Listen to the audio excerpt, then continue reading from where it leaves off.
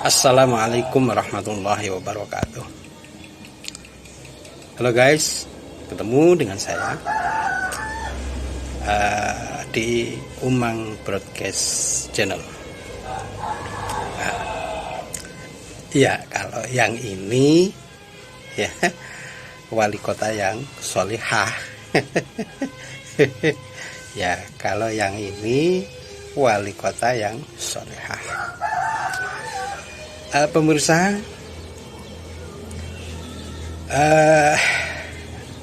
di video yang lalu saya membahas masalah kesolehan Pak Anies. Ya, sekarang akan saya tunjukkan bahwa inilah sebenarnya sosok yang salihah. Semacam itu. Jadi saya yakin apa yang dilakukan Bu Risma sebagai wali kota Surabaya ini sudah sangat tepat, ya. Dan inilah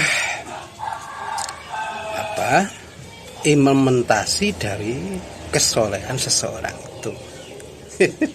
Ini yang sudah terbukti. Kalau saya bisa menilai, ya inilah orang yang salihah itu, ramah terhadap lingkungan masyarakat Surabaya, tetapi tegas dan sering-sering marah-marah terhadap kinerja anak buah yang kurang cakap dalam menangani sesuatu seperti itu. Dan Bu Risma biasa mengambil alih peran-peran anak buah yang kurang cekatan semacam itu. Misalkan mengontrol got-got, mengontrol sampah, mengontrol tukang pekerja sapu misalkan, semacam itu. Kemudian mengatur lalu lintas semacam itu. Ini walaupun agak berlebihan ya biasa bagi orang-orang yang hatinya keras, cekatan, ya, tidak lembek. Ini biasanya tidak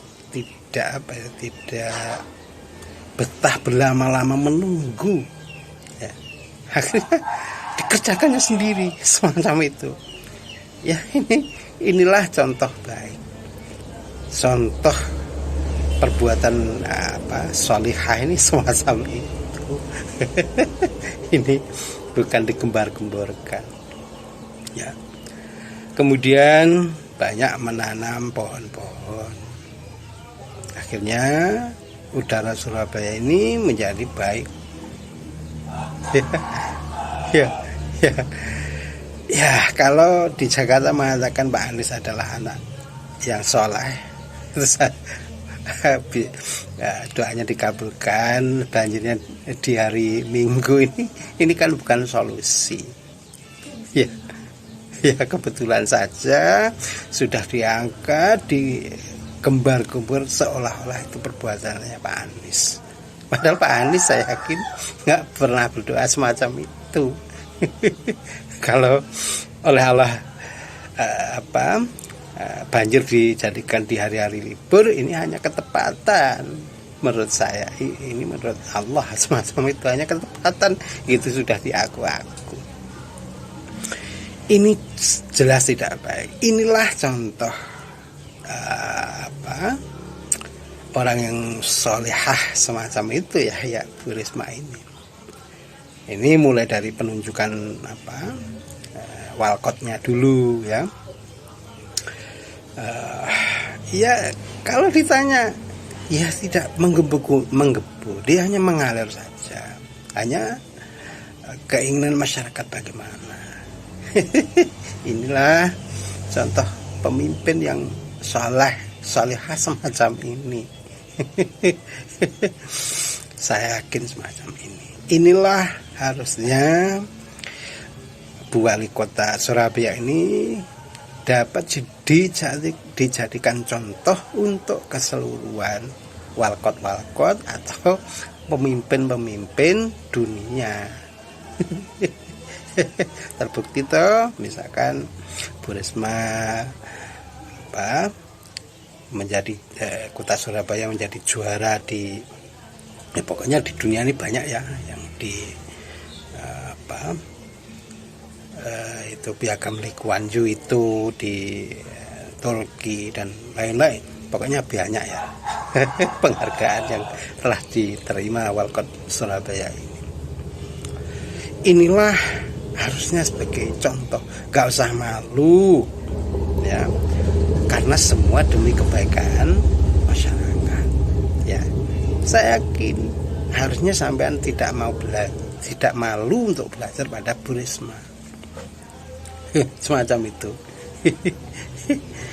Jadi kalau ada yang mengatakan pemimpin yang soleh, ya harusnya ini Bu Risma ini yang dijadikan dia dijadikan pemimpin yang solehah.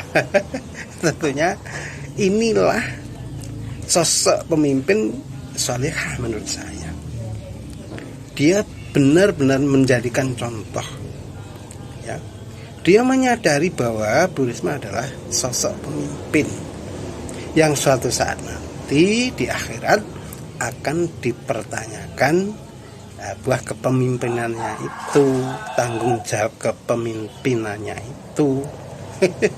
Harusnya inilah orang yang dapat dijadikan ukuran pemimpin yang soleh.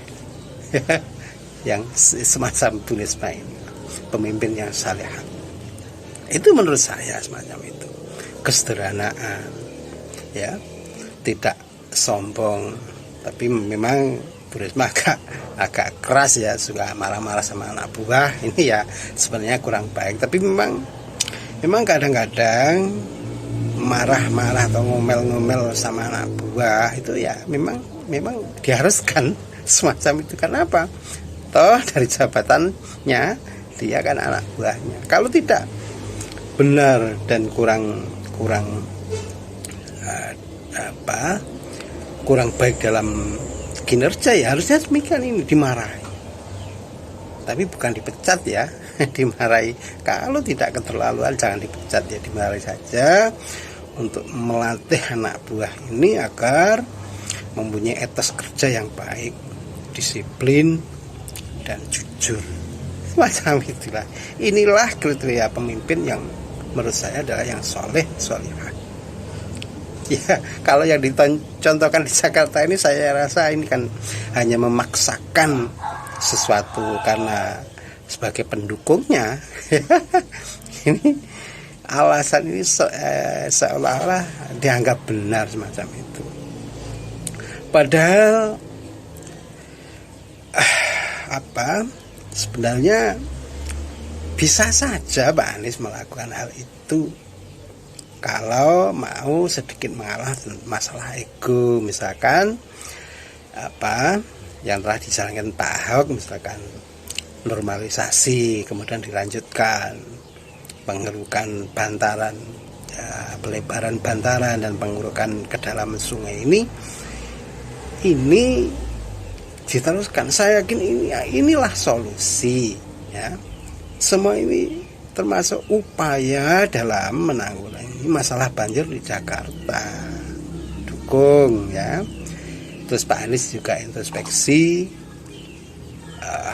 mengakui bahwa apa yang telah dilakukan Pak Ahok, apa yang telah dicanangkan Pak Ahok ini baik untuk dilanjutkan. Jangan gengsi lah. Jangan hanya memainkan kata-kata naturalisasi semacam itu, vertical drainase dan lain-lain. Jangan semacam itu. Hilangkan ego ya. memang sulit kita mengakui kekalahan kita atau mengakui kekurangan kita. Ini memang sangat sulit, terutama masalah ego. Semacam itu. Tapi bukankah seseorang yang meminta maaf kalau salah, ya, kalau masih ada kekurangan itu lebih baik, lebih gentle daripada yang menutupinya dengan kebohongan-kebohongan yang lain. Semacam itu. Oleh karena itu, sorot kali ini yaitu masalah Walkot Surabaya. Inilah menurut saya pemimpin yang solehah itu ya seperti Walkot Surabaya ini. Ini contoh nyata yang seharusnya ini dijadikan sebuah contoh, ya, uswatun hasanah gitu untuk pemimpin-pemimpin daerah atau pemimpin-pemimpin yang lainnya di dunia ini, ya. Toh kalau dari penghargaan ini juara 1, juara 3, ini kan sudah banyak disabet oleh Walkot Surabaya, oleh pemerintah daerah Surabaya ini, ya toh. Inilah jadikan semacam kalau tidak ya semacam referensi lah, bahwa untuk menjadi pemimpin yang solehah ini tidak berat. Ada contohnya, yaitu Bu Risma, ya. Walaupun tidak keseluruhan Bu Risma itu benar, tapi sebagian besar yang benar inilah sebagai contoh lah, anggaplah sebagai contoh untuk kemudian diterapkan di daerahnya masing-masing, semacam itu. Toh tidak ada ruginya mencontoh seseorang dalam kebaikan. Ini justru yang baik. Ini justru yang baik, ya. Oleh karena itu, solusi dari masalah yang saya ulas ini adalah dukung, ya, apa yang telah dilakukan Bu Risma. Contohkan dan ambillah sebagai contoh untuk memimpin daerahnya masing-masing.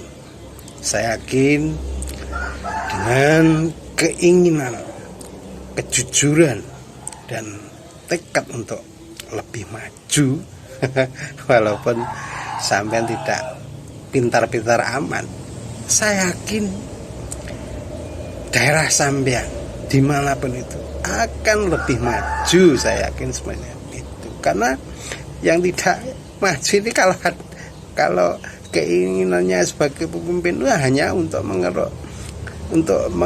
mengeruk sesuatu, untuk memanfaatkan jabatan saat itu untuk memperoleh keinginan yang diinginkan pribadinya. Ini jelas akan mundur. Kenapa? Apapun yang dikerjakan selalu yang menguntungkan dirinya atau kelompoknya. Walaupun sampean tidak benar-benar pintar-pintar amat, tapi kalau keinginan jujur sampean dalam membangun satu wilayah, saya yakin akan berhasil. Oleh karena itu,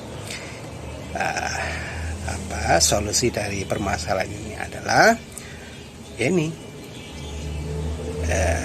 berlakulah jujur dan ingin mengentaskan masyarakatnya, semacam itu. Mudah-mudahan menjadikan pengajaran terhadap sampean-sampean semua. Assalamualaikum warahmatullahi wabarakatuh.